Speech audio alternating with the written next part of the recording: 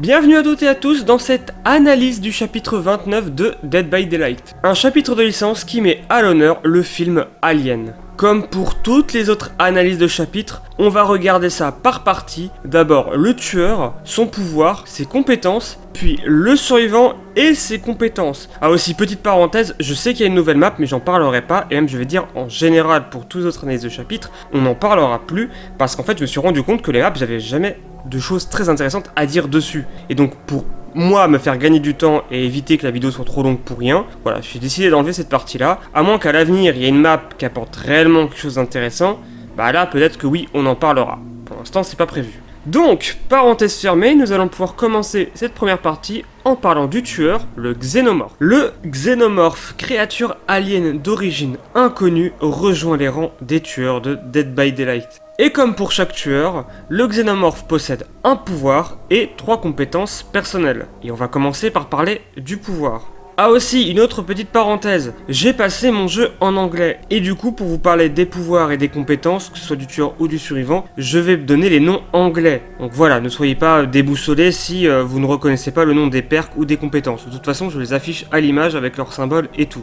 Oui donc, son pouvoir, je disais, c'est Hidden Pursuit. C'est un pouvoir qui lui permettra de pouvoir passer un peu comme le Démogorgon à travers de tunnels. Sauf qu'à la différence du Démogorgon, c'est que les tunnels sont déjà mis en place et vous ne pouvez pas les bouger, mais en plus que lorsque vous rentrez dans un tunnel, vous allez réellement vous-même vous déplacer dans un tunnel.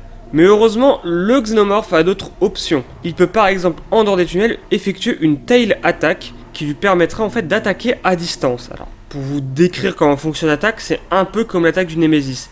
Ça attaque à distance, ça passe par-dessus les palettes, certains obstacles et bien sûr les fenêtres. Par contre, une chose importante à prendre en compte sur l'attaque, surtout si on continue cette comparaison avec le Nemesis, c'est que le Nemesis, lui de base sans mutation, il a une distance de 5 mètres, avec mutation 6 mètres. Le Xénomorphe, lui, ne peut taper qu'à 4,8 mètres. Légèrement moins que le Nemesis sans mutation. Par contre, cette tail attack est vraiment à double tranchant, je m'explique, parce que ok, quand tu la lances, il n'y a aucun signe annonciateur que tu vas la lancer et elle se lance vraiment quasiment instantanément. C'est pas comme le Démogorgon que tu cherches une attaque et tu rushes, ou comme pour Pyramidette pareil, ou Nemesis encore une fois pour reprendre mon exemple. Là, c'est vraiment tu appuies, je crois que la demi-seconde qui suit, tu envoies l'attaque. Par contre, là où ça fait un peu chier, et ça m'étonnerait pas que ça change, c'est que quand tu loupes ta tail attack, t'es vraiment pénalisé. J'ai l'impression que tu dois au moins attendre, j'ai peut-être exagéré, mais 3-4 secondes pour récupérer quoi. Tout en étant ralenti bien sûr. Aussi, chose que j'ai pas dite, c'est que le Xénomorphe a un runner mode. En fait, son runner mode, c'est un mode où il sera à 4 pattes. Bon, pour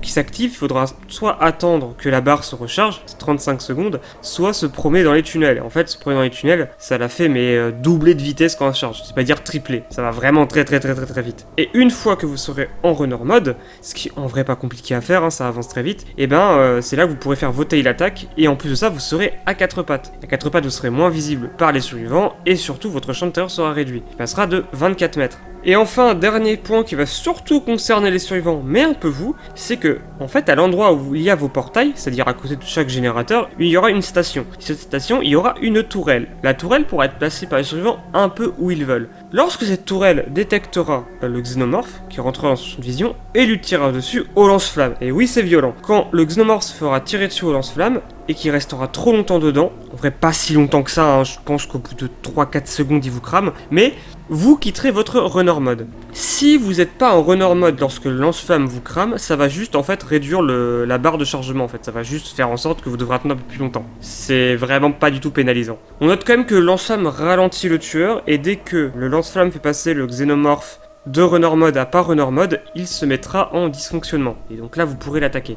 Parce que oui, je sais pas si je l'ai dit, mais vous pouvez détruire la tourelle soit avec un coup de queue, alors par contre, placez-le bien parce que c'est vite loupé, soit avec un coup de griffe classique. Dernier point sur le tueur et surtout sur les lance-flammes, c'est que les lance-flammes se rechargent, donc c'est-à-dire que quand ils sont cassés, en fait, ils vont réapparaître au bout d'un moment dans la boîte. Et aussi, ils font un bip bip, voilà, plus ou moins rapide selon la distance d'où est le tueur, ce qui est en vrai très pratique. Alors par contre, est-ce que le bip bip fonctionne lorsqu'on a un statut indétectable? Je n'en sais rien. Pour finir sur le pouvoir de ce tueur, je dirais juste que je n'ai clairement pas tout dit, mais c'est un des tueurs qui a le plus de mécanique en fait en place.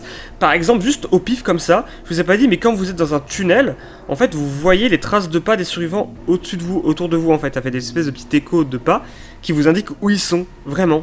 Pareil aussi quand vous êtes en runner mode, mais seulement en runner mode, lorsque vous sortez d'un tunnel, vous avez instinct du tueur qui se déclenche sur les survivants qui sont autour. Il y a plein de petits trucs comme ça, je vous invite juste à aller voir la page DBD Wiki du Xenomorph, voir toutes les statistiques qu'il y a, c'est incroyable le nombre de micro-mécaniques liées au tueur. Même si en vrai je sais pas si le tueur sera fort pour le coup. Je pense pas qu'il sera nul parce qu'un tueur qui peut se déplacer comme ça, comme il le fait, surtout que ce que j'ai pas dit c'est qu'il a pas tant de chargement, le tunnel tu les prends comme tu veux, qui peut prendre les tunnels comme ça autant qu'il veut, qui peut se déplacer où qu'il veut super rapidement, et le fait surtout qu'il y a une M2 attaque à distance qui est intéressant, surtout qu'elle passe à travers les palettes et les fenêtres. Bah, je pense pas qu'il sera mauvais, clairement pas, mais je trouve quand même qu'il y a des choses dans ces mécaniques qui font que pour moi le tueur aura quand même un peu de mal. Pour moi, son plus gros point fort, ça va être le fait d'être presque indétectable, d'avoir un petit champ de terreur et de pouvoir se déplacer d'un point A à un point B super rapidement. Ça pourrait même très vite devenir un cauchemar pour les techniques de défense de générateurs, vous savez, la stratégie des survivants stupides ou la stratégie des 3 générateurs, vous appelez-la comme vous la voulez, mais ça pourrait être très très chiant. Bon, maintenant que tout est dit sur le pouvoir du tueur, on va pouvoir passer à ses compétences personnelles. Les paires du Xenomorph sont Rapid Brutality, Alien Instinct et Ultimate Weapon. Et nous allons commencer par parler de sa première compétence, Rapid Brutality. Grâce à cette compétence, vous allez avoir un bonus de rapidité de 5% pendant 10 secondes après avoir infligé des dégâts à un survivant. Mais attention, uniquement avec votre attaque basique. Si vous jouez le Xenomorph par exemple, les coups de queue n'appliqueront pas cet effet. Vous n'aurez pas les 5% de vitesse en plus pendant 10 secondes. Une compétence qui peut sembler bien sur le papier, mais qui est en réalité pas assez puissante pour être efficace en jeu. En fait, pour expliquer simplement, ce n'est pas que la perk n'est pas bien, c'est juste que vous préférez utiliser d'autres perks que celle-ci. 5% ce n'est pas assez pour être réellement avantageux sur un temps de 10 secondes. Car il faut prendre en compte que lorsque vous tapez le survivant, vous avez un cooldown et que le survivant frappé a un boost de vitesse. En si peu de temps, il faudrait que Rapid Brutality donne un bonus d'au moins 10%. Ou alors, si on doit rester sur les 5%, ça serait bien que le bonus dure une vingtaine, voire une trentaine de secondes. Et même là, ça serait pas une perk incroyable. Je pense réellement que cette compétence va être boost ou changée à la sortie du tueur. Vous avez qu'à voir l'avis des gens en ligne, j'ai pas trouvé un type qui trouve cette perk utile. Bref, compétence suivante. Alien Instinct. C'est une compétence qui vous permettra de voir l'aura du survivant blessé le plus loin lorsque vous accrocherez un autre survivant.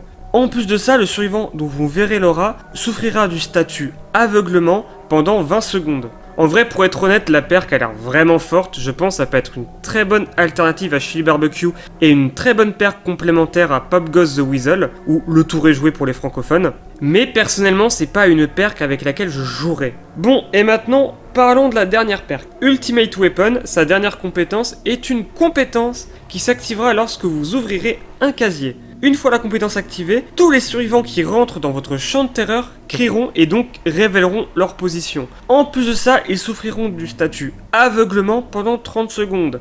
Attention parce que la compétence a un temps d'activation de 30 secondes après utilisation. Bon, en vrai, je vais le dire, mais la compétence est vraiment très très forte. D'ailleurs, ça m'étonnerait pas qu'elle se fasse nerf parce que, en vrai, on va pas se mentir, 30 secondes d'attente, c'est pas très grave. Hein. Je veux dire, tu ouvres un casier, tu fais crier un survivant de ton champ de terreur, donc il y a aucun moyen d'esquiver ça. Le tueur révélera forcément ta position.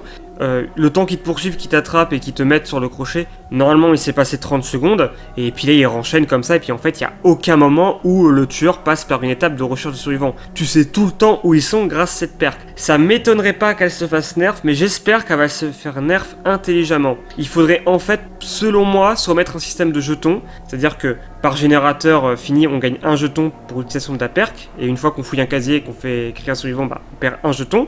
Ou alors il faudrait rallonger le temps d'attente d'au moins 60 secondes, voire plus en vrai vu la puissance du truc. Et voilà, c'en est fini pour les compétences du Xenomorph. Maintenant, on va s'attaquer au survivant. Ellen Ripley, l'une des 8 passagers du Nostromo, arrive dans Dead by Daylight en tant que survivante. Et comme toute nouvelle survivante, elle arrive avec 3 perks personnels, dont on va parler maintenant. Et ses compétences personnelles sont Chemical Trap, Light-Footed et Lucky Star. Et on commence bien évidemment par Chemical Trap, une compétence qui s'activera lorsque vous aurez progressé de 50% sur un générateur et qui vous permettra de poser un piège sur une palette tombée. Très important, la palette ne doit pas être debout mais tomber. Une fois le piège passé, pendant 120 secondes, tout le monde verra l'aura de cette palette en jaune et lorsque le tueur la cassera, il sera ralenti de moins 50% pendant 4 secondes. Une chose qui n'est pas dit dans la description mais qui est une information qui peut vous être utile, c'est que le piège se place instantanément sur la palette. Sinon, en vrai, j'ai pas trop d'avis à donner sur cette compétence parce qu'en fait, ça dépend de trop de choses. Ça dépend de la map, ça dépend du loop, ça dépend du tueur et de sa façon de jouer. Si vous tombez sur un tueur qui par exemple est une nurse, bon bah autant vous dire que la compétence va vous servir à rien.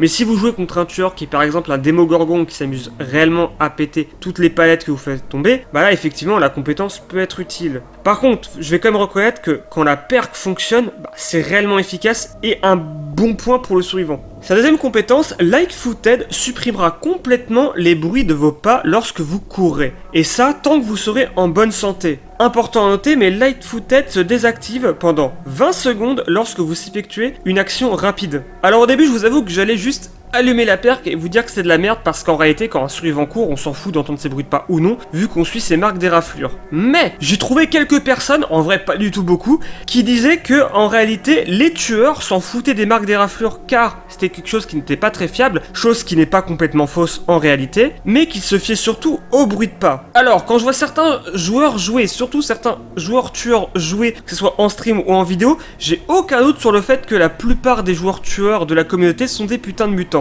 Mais moi personnellement, les bruits de pas, s'ils sont pas à 5-4 mètres de moi, je ne les entends pas. De plus, avec la musique de chasse quand vous poursuivez le survivant, je suis vraiment curieux de savoir qui arrive à suivre les survivants avec les bruits de pas et pas les marques d'éraflure.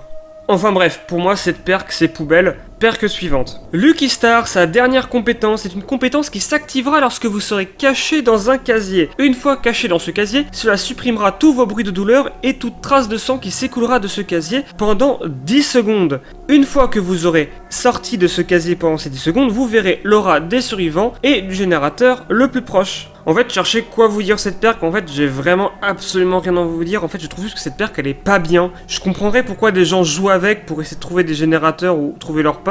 Mais alors, à part si vous avez vraiment du mal à trouver vos potes, c'est que là j'ai envie de vous dire jouer avec lien, mais peut-être pour les débutants ça peut être bien. En vrai je trouve cette perk elle est vraiment nulle. Bref, passons. Pour vous donner mon avis global sur le chapitre, je vous dirais juste que en vrai c'est Alien, moi j'aime bien Alien, c'est une licence que j'adore, même si en réalité j'aime surtout le premier film Alien. Donc évidemment je suis content de voir le Xenomorph et Ellen Ripley dans Dead by Daylight, même si c'est super bizarre en vrai de voir le Xenomorph dans Dead by Daylight. Sinon pour parler de puissance, en vrai c'est un peu trop tôt pour en parler, surtout que le Xenomorph pourrait très bien recevoir des nerfs ou des boosts, voire les deux, avant sa sortie complète. Sinon, en vrai, moi je le vois vraiment comme un Démogorgon, mais limite en fait en un peu mieux. Je me suis souvent débattu avec moi-même pour me dire, depuis la sortie de ce chapitre, si c'est mieux que Démogorgon, pareil ou juste différent. Et en fait, je pense que c'est vraiment le Démogorgon, mais en un peu mieux. Même si je pense quand même que le Démogorgon a des trucs en plus que n'a pas l'Alien. Comme par exemple le fait de pouvoir placer ses portails où il veut, ou le fait que les déchiquetés, donc cette attaque M2, peut être lancée quand il en a envie. Et surtout peuvent servir aussi à leurrer les survivants, ou à les induire en erreur. Chose que ne peut pas faire le Xenomorph. Sinon, pour revenir brièvement sur les perks, ça m'étonnerait pas que les perks de l'Alien se fassent vraiment nerf, surtout les deux dernières, mais alors que la première, Rapid Brutality, reçoit un changement complet, voire un boost. Même si je serais pas étonné qu'il l'oublie juste complètement et la mettre de côté. Rien d'autre à rajouter à part vous dire que je suis très curieux et j'ai vraiment hâte de jouer le Xenomorph lorsqu'il sortira le 29 août. En attendant, je vous remercie d'avoir regardé cette vidéo et je vous dis à la prochaine pour de prochaines vidéos. La bise!